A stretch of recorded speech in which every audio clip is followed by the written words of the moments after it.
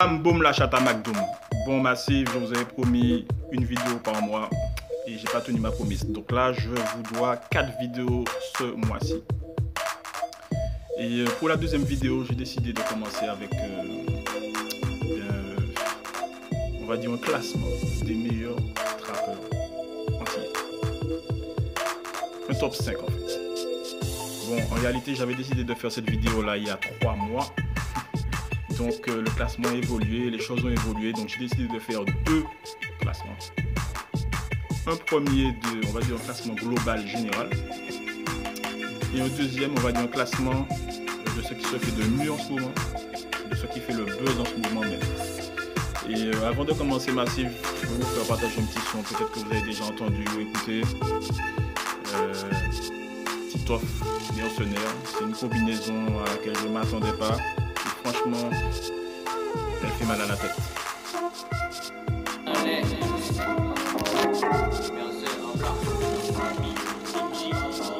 Alors c'est un son qui n'a pas été clippé Massif et qui a déjà 132 000 vues.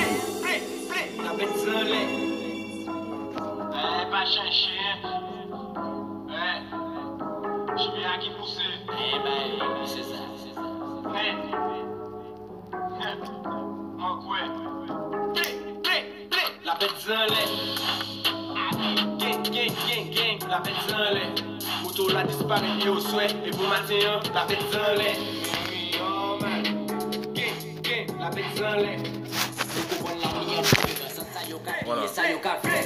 Donc, ce son là Massif, franchement. Voilà, c'est là même je suis en train de l'entendre là, je me dis que ça c'est.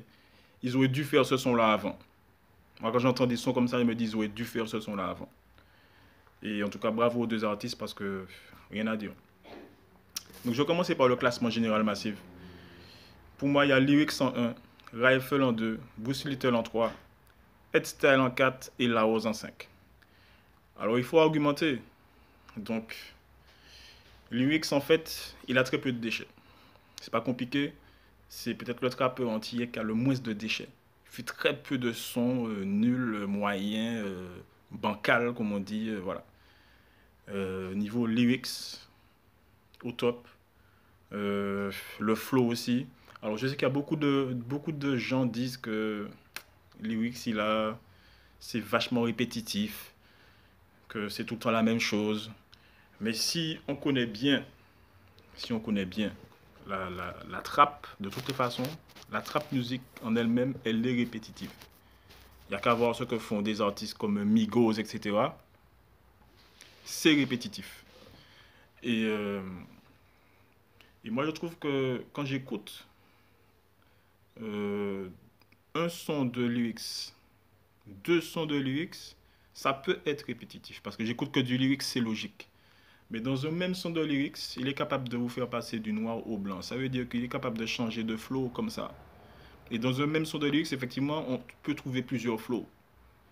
Et au niveau des textes, pour moi, c'est le meilleur. C'est pas le meilleur au niveau de la punchline, peut-être, mais c'est le meilleur d'une manière générale. En numéro 2, Massif, Rifle. Alors Rifle, je sais qu'il y a plein de gens, c'est difficile d'argumenter là, parce qu'il y a plein de gens qui disent ouais, ils n'aiment pas le vocodeur, que Rifle fait beaucoup de sons pour les femmes, etc. Bon, moi je suis pas vraiment d'accord. Rifle, c'est surtout l'artiste rap antillais qui est le plus complet de tous. C'est-à-dire qu'il est capable de chanter, il est capable de rapper, il a un flow de malade. Et remarquez bien, tous les trappeurs qu'il invite, c'est toujours souvent pour faire le refrain. Quand on invite un artiste pour faire le refrain Massif, c'est qu'il a du flow, il a de la vibe. Et les trappeurs en sont conscients. C'est souvent lui qui fait le refrain, ça veut dire que le gars, il est quand même au-dessus un petit peu de tout le monde. Et à côté de ça, il est capable de, au niveau lyrics, de maintenir le niveau, d'être toujours au top. Et pour moi, donc, c'est vraiment le plus complet des trappeurs aux Antilles. Et en ça, il mérite sa place de numéro 2. En numéro 3, Bruce Little. Alors, Bruce Little, j'aurais pu ne pas le mettre. Mais je l'ai mis parce que c'est certainement le trappeur qui est, on va dire déjà, il se différencie des autres avec ses métaphores et ses comparaisons. Et ça c'est le seul à avoir des métaphores de fou, avec son délire de Dragon Ball Z, etc. C'est le seul trappeur à ne pas parler que de sexe, de drogue et d'argent dans ses sons.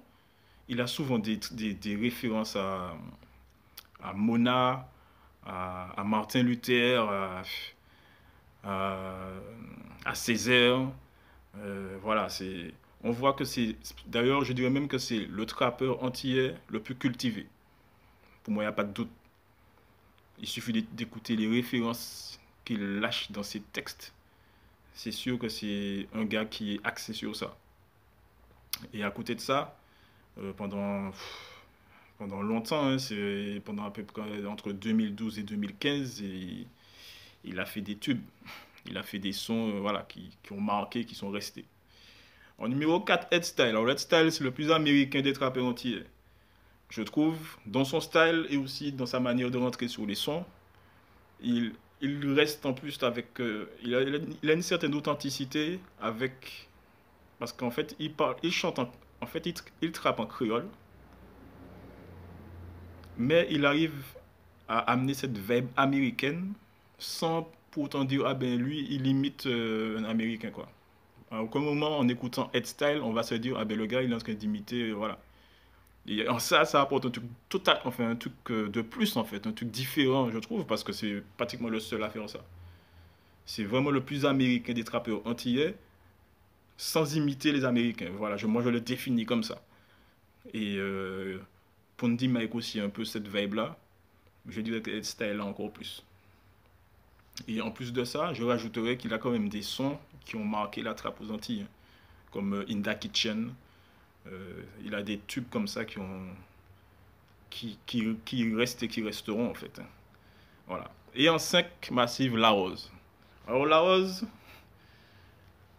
comment vous dire, pour moi c'est la meilleure artiste féminine trap aux Antilles, tout simplement. Et j'étais obligé de pouvoir pas faire un top 5 avec que des mecs. Parce que La Rose, elle a quand même des sons qui ont plus de 400 000 vues sur YouTube. Elle a quand même des lyrics de fou. Je me suis même posé à une certaine époque la question suivante, est-ce que c'est elle qui écrit ces textes? Là, maintenant, je n'ai toujours pas la réponse d'ailleurs, mais je suppose que c'est elle maintenant. Parce que je trouve que ça va un petit peu avec son flow, les textes qu'elle a, et donc je pense pas qu'elle interprète les textes de quelqu'un. Bon, c'est peut-être possible, mais bon, je n'y vois pas trop. Et elle a entre 2012 et 2015, comme ça, non pardon, entre 2014 plutôt et 2017, que des tubes. C'est-à-dire depuis Et pas témoin en 2015 ou fin 2014, c'est simple, La Rose n'a pas de déchets. Et ça, faut le faire. Il y a des artistes comme Arsoniste qui sont avantagés par leur physique et qui ne sont pas capables de faire ce que La Rose fait. Voilà. Ce qui est bien dommage d'ailleurs. Donc voilà pour mon top 5 massif de vraiment des meilleurs trappeurs aux Antilles, d'une manière générale. Maintenant, je vais revenir sur ce qui se fait en ce moment même, de mieux, on va dire, ou qui fait le buzz, entre guillemets. Alors il y a Titoff, Mercenaire, Pac Duo, Tigayo. Titoff, Mercenaire. Les deux sont jeunes. Les deux, je trouve, ont une vibe de rappeur. J'ai l'impression qu'en fait, ce sont des gars qui faisaient du rap avant que la trappe ne buzz. Et qu'en fait, ils ne sont pas arrivés dans la trappe comme ça pour justement le business ou faire du buzz. Je pense qu'ils sont passés comme tous les rappeurs du rap à la trappe. Mais par contre, quand je les écoute, je vois que ce sont des rappeurs. Je vois que ce sont des gars qui, avant de faire de la trappe, faisaient du rap. Ça, en fait, pour moi, ça leur donne une certaine crédibilité. D'ailleurs, vous aurez remarqué, il y a des sons de Titoff et des anciens sons quand je dis anciens sons de plus de 2 ans, de Mercenaires, où en fait, ils rappent sur des instruments rap. Et moi, ça me choquait à l'époque. Je trouvais que d'ailleurs, ça n'allait pas trop ensemble. En fait, ça me donnait un sentiment totalement paradoxal. Pourquoi? Parce que j'avais l'impression d'écouter des artistes qui étaient quand même authentiques et qui font du rap depuis un moment, malgré leur jeunesse, parce qu'ils rappent, en fait, quand je les écoute, mais ils chantent sur de la trappe. Et